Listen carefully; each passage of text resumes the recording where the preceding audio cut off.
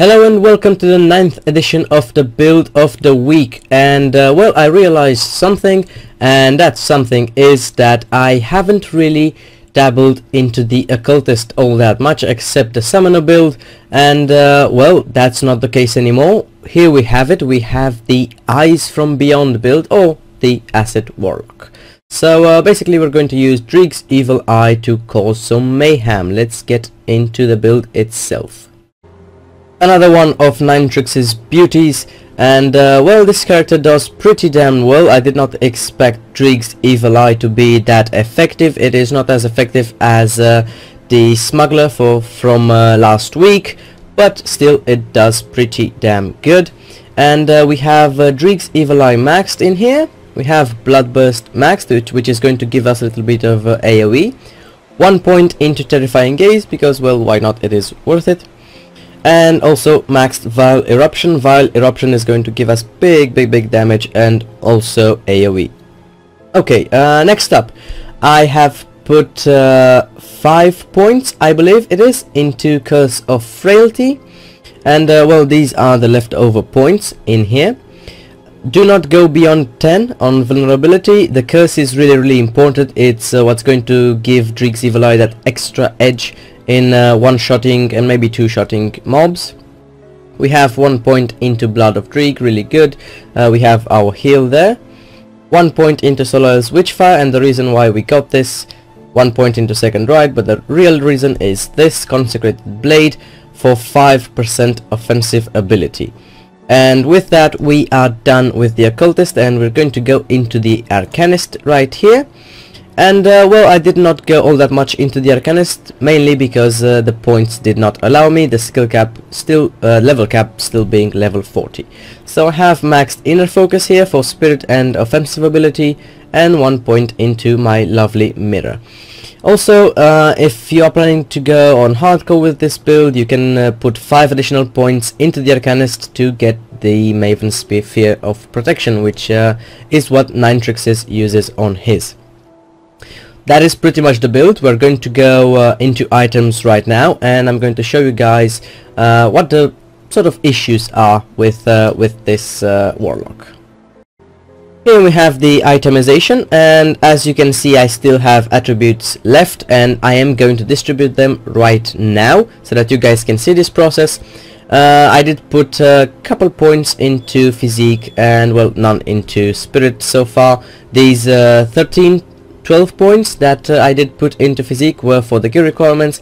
I do suggest going a little bit further here, up to 400. That is what me and Ninetrix, mainly him, pointed out as the sort of value that you would like to have on any character, and the rest are going to go into Spirit, which is going to give us even more energy and as well as some magical damage. With that, we got the attributes done, so I'm going to refresh this so that is done forever. And we're going to go into items here. We have Adept's Dagger of Fury. This is a really good one. It does have the reduced target resistance, it does have offensive ability, and the casting speed that we are going to use. Next we have Invigorated Gilded Vestment of the Drangul. The Drangul pieces are not what they used to be, but they still get the job done, and I still think they are best in slot in here. This is for the energy regen. Energy regen is going to be your biggest issue with this build. You are going to need a lot of it, and as you can see here I have energy regeneration at 80 per second, and that is still not cover everything. And well, I did not mention components. In here I have a Vitriolic Gallstone, which is also going to give you a poison aura. I have Hallowed Ground in the chest with +1 to Occultist. The legs are the Consecrated Raider Leggings of the Drangul, really good piece in here. Offensive, defensive, Vitality Resist, Elemental Resist, and in it I have put Ancient Armor Plate with a completion bonus of 6% health. I am using Corruption. I think it's pretty damn good. The 20% chance when hit really works, and it does a hell of a job. I'm not sure if this is going to be the relic that you would want to go for, but Corruption still works and is pretty damn easy to get as well. I am still using the utility pack. You can replace it with a Drangul piece. A really good Drangul piece is actually going to be better than this. I have a dense fur in there because I hate cold resistance and cold abilities on mobs. General's Ranger badge, it is pretty good. 11% total damage, little bit of physique and cunning, health, offensive ability, defensive ability, energy regen, and the attack speed unfortunately we do not use for this particular character. And I have put a black tallow in there for chaos and other resist with the energy regeneration of 25%. I have insulating spiked greaves of the Drangul. The only downside for this beast is that it does not have movement speed, so that's the reason why I am keeping a Boots of Unseeing Swiftness in my inventory for when I need to travel. In there I have put a Mark of the Traveler. The Mark of Mogdrogon is not really worth it. The only thing that you would get from the Mogdrogon one is some elemental damage, with a completion bonus of 6% total damage. The gloves are Chainmail Gloves of Drangul, and I have put Spellwoven Threads in there. Shoulders, we have Frontier Shoulder Guards of the Drangul. Nothing crazy here. Mutated Scales in there. You can go with Silk Watch if you would want some bleeding and piercing resist. Bleeding here, piercing here. And I have this offhand 61% acid damage, offensive ability, energy regeneration increase by 57%, casting speed, poison and acid resistance, 5% elemental resistance, and 13% skill cooldown reduction. I think this is a pretty damn good offhand to use. It is Glyphed Skull of the Defiler, and I have put a mutagenic Ica in there with a completion bonus of 9% total damage. The rings are Incorruptible Emerald Ring of Readiness. I actually have some switch rings in here, but I'm preferring to use this because of the resistances that they give: poison and acid, ether resist and chaos resist, and still offensive and defensive is decent. I have put Ectoplasm in both of my rings. This is for the energy regen. You can actually replace this with a couple other components, but it does work for me. And the amulet is General Skull Fetish of the Eagle, the one that I use on I think all of my characters, with a focusing prism in there for minus 10% skill energy cost with a completion bonus of 6% ether resistance. And finally, the last piece is the head resistant Brigandine Mask of the Drangul. Really good one. Offensive, defensive, energy regeneration, health regeneration, 25% energy absorbed from enemy spells, fire resistance, and poison and acid resistance with a runestone in there. Completion bonus 62 health. And as you can see here, my resistances are pretty good. I am lacking piercing and bleeding, but they are avoidable. You can avoid these types of damage. The elemental ones are decent. Lightning is a little bit low, but I'm really comfortable with 59 ether and 54% chaos resistance. I have 1.1k roughly offensive ability and 1k defensive ability, so these stats work pretty well. And well, this has been the explanation of the character, so let's go and see this guy in action. Jumping into Steps of Torment right now, and I'm going to talk a little bit about the leveling with this character while you guys enjoy some gameplay. Make sure you curse everything. That's why I put the leftover points into the curse for the extra radius. It is really effective, and that's what's actually giving the Eye of Dreeg that extra thing so that you can one-shot mobs. Okay, so the leveling aspect of this build.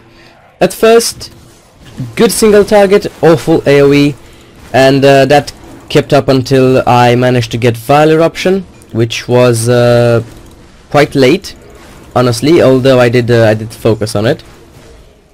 And after I got the Vile Eruption, then I went into the Arcanist. I got everything there with the mirror and the bonus to offensive ability and spirit. And well, the real issue while leveling was energy. And if you choose to itemize this character differently, then you might run into some energy issues. you can see me right here. I am not really suffering from that. I will still have to pop a potion every now and then, which you will have to carry with you if you're planning to play this character. Wow, I've never seen a monstrosity here. And well, that was the biggest issue for this build. At first I thought that it would never work because of the energy cost, but it turned out that Kaleidos Tempest is actually more it requires more energy regeneration than this build, and I was really happy with that. And after I did get the AoE part of the skill, then things started to go awesome, I would say. I did not really felt that I needed gear or anything, but once I put the actual gear on, then that's when it actually became really fun to play this character. So you saw the corruption, the relic that I was talking about. So the corruption go off there. It does say 20%, but doesn't really go off all that often. But it is still a good one to use. Health is a little low. I am surviving because of my resistances, which are really high. And honestly, if I could improve something, it would be the health, really. This character is still a little bit squishy. That was reflective, so I had to pop my mirror. You have to be careful with this guy. You can die, you can sort of get one-shotted, not really with my 1k defensive ability, but stuff can happen. So you can end up dying with this character, but it is hardcore viable. You just have to make some changes, get the Sphere of Protection, and you will be set for hardcore. Also, if you're planning to go on hardcore, then I would suggest still getting a little bit more health, focusing a little bit more on resistances, and at the expense of some damage. The damage is good. It's not really an issue. Single target damage is great. There are some AoE troubles, but still, it's not as bad as some other builds. Some other builds really suck for AoE, so I am happy with this one. Give me that. Really love the fact that potions, elixirs, oils, all that drop from have a chance of dropping from champions, and I think regular monsters as well, but I'm not really sure on that one. And we are nearing the first boss in Steps of Torment right here. You saw it was pretty straightforward. I know that I can burst him down here. That's it. So the priest did not get to heal him. Just wanted to show you guys that you can actually burst bosses down with no real issue. And let's open up the gates. Okay, so we're going to go into the second part of Steps of Torment. I am having a lot of mana, and a lot of well, energy and energy regen, but that is purely because the way I chose to itemize this character. You can do it differently. It is simply your choice, but after what I went through with the Kaleidos Tempest build, that is still not sorted out with the mana issue. So I do not want to do that again. I want to make sure that the energy regen is going to be enough.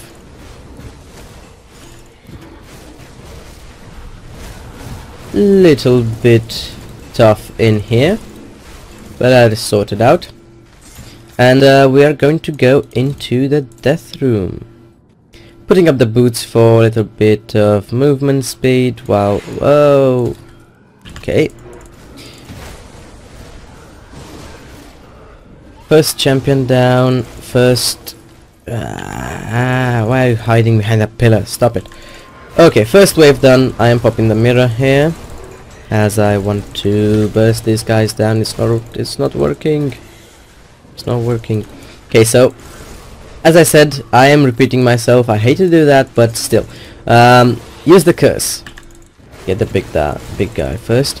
Use the curse. The curse is really big, and that's why I chose to invest the extra points that I had left into it, and that's why I chose to spec a little bit differently, not getting the Sphere of Protection in favor of the points that I put into the curse because of the area.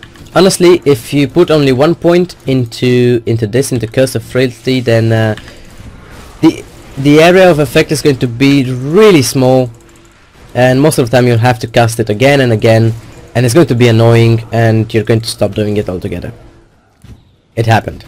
So that's why I put some extra points in there to get more mobs with only 1 curse, and I am very pleased with that decision. Okay, let's go and kill Ilgor.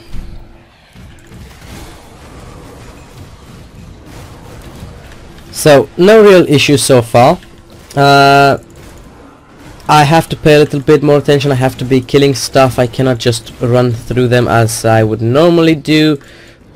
But honestly, I've had a lot of fun with this build, and I really did not expect, because Occultist is not really my style. It's really not my playstyle, and well, I did not expect it to be as fun as it is.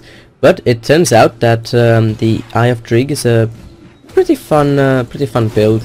At least for me. I enjoyed it. I enjoy having to... Whoa, easy there, brother.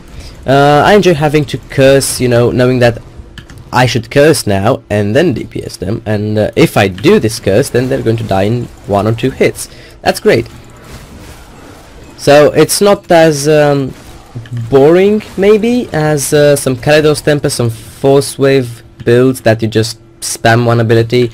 In here you have to curse stuff, you have to pay attention. So it's a little bit more fun to play, more interactive. Okay, we are getting close to Ilgor. Die. Thank you. No, he's up top. Get out of my way, please. Thank you. Pretty huge chunks of mobs this time around.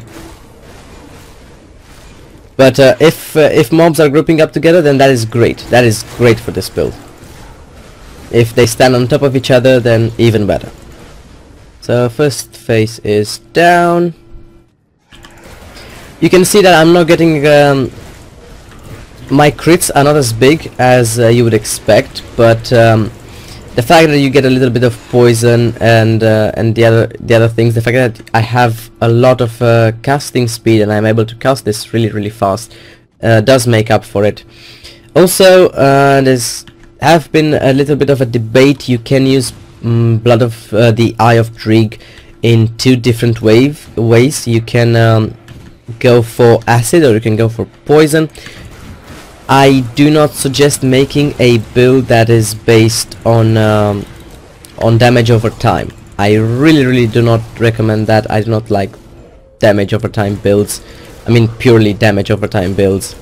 They're not as effective as a pure damage one. So that's why this particular character is based on the acid part. So you saw back there in that room I had to pop the mirror. I was getting surrounded. Getting surrounded is pretty bad. You don't want to do that. However, I am really confident with this character. Hello there. As I can just target down mobs like these, and they don't really affect me all that much. Okay, so it turns out we got a really good layout of Steps of Torment, and it's going to be Steps of Torment of Anguish.